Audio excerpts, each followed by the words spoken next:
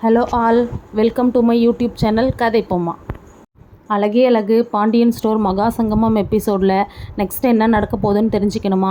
அப்போ என் சேனலை சப்ஸ்கிரைப் பண்ணி இந்த வீடியோ பிடிச்சவங்க ஒரு லைக் போடுங்க.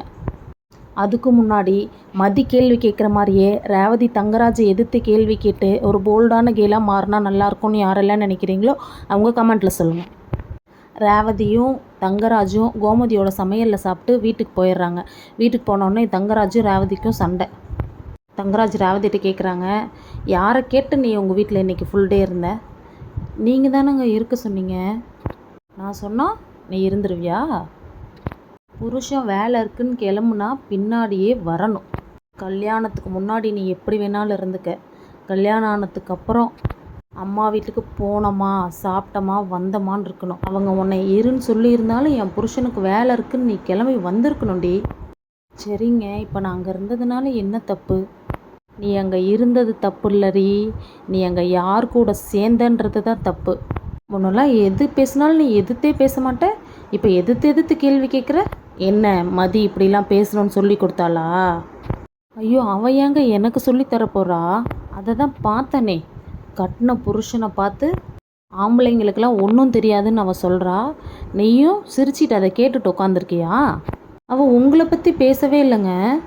பார்த்தியா, உன்னை ஒரு நாள் அங்கே விட்டதுக்கே நீ எப்படி என்கிட்ட எதிர்த்து பேசுகிறேன்னு வார்த்தைக்கு வார்த்தை பதில் பேசிகிட்டே இருக்க. நீ மேல் அப்பா கூப்பிட்டாங்க, அம்மா கூப்பிட்டாங்க, அண்ணா கூப்பிட்டாங்க அப்படின்னு நான் இல்லாத நேரத்தில் அங்கே போகிறதோ அங்கே தங்குற வேலையோ வச்சுக்கிட்ட.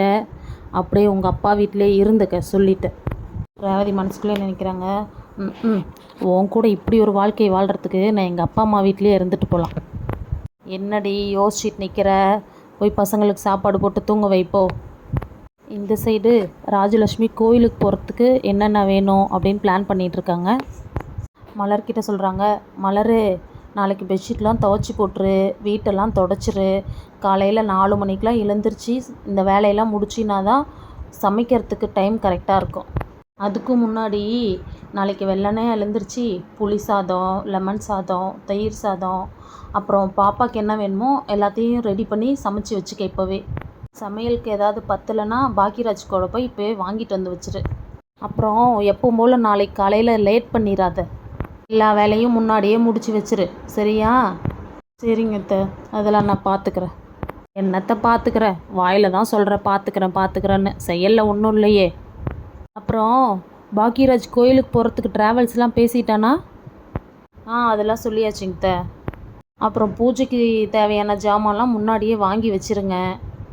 துணிலாம் நிறையா கிடக்கு, அதெல்லாம் இன்றைக்கே துவைச்சி போட்டுரு.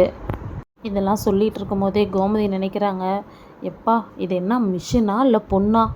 எப்படி தான் இந்த பிள்ளை இதெல்லாம் சகிச்சுக்கிட்டு இருக்கோ? நமக்கு ஏன் வம்பு? என் வாய் வேற சும்மாவே இருக்க மாட்டேங்குது. உடனே மீனா கோமதி பார்க்குறாங்க, அத்தை வாய் வச்சுக்கிட்டு சும்மா இருக்கீங்களா?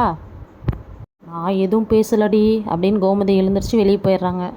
சுரேஷ் அங்கேருந்து வராங்க. வந்து, அண்ணி எனக்கு கொஞ்சம் காஃபி போட்டு தரீங்களா? இந்தா வரேன் சுரேஷ். மதி சொல்கிறாங்க, அக்கா நீங்கள் இருங்க நான் போட்டு தரேன்.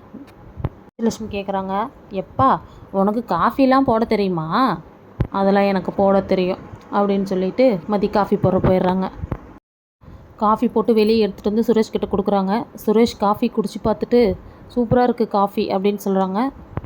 ராஜலட்சுமி உடனே மலர்கிட்ட, மலர் தலைலாம் வலிக்குது, எனக்கு ஒரு காஃபி போட்டு எடுத்துகிட்டு வாப்போ அப்படின்னோடனே மதி கேட்குறாங்க, ஏங்க இப்போ தானே நான் காஃபி போட போனேன், என்கிட்ட சொல்லியிருந்தா ஒட்டுக்கா போட்டிருப்பேன்ல.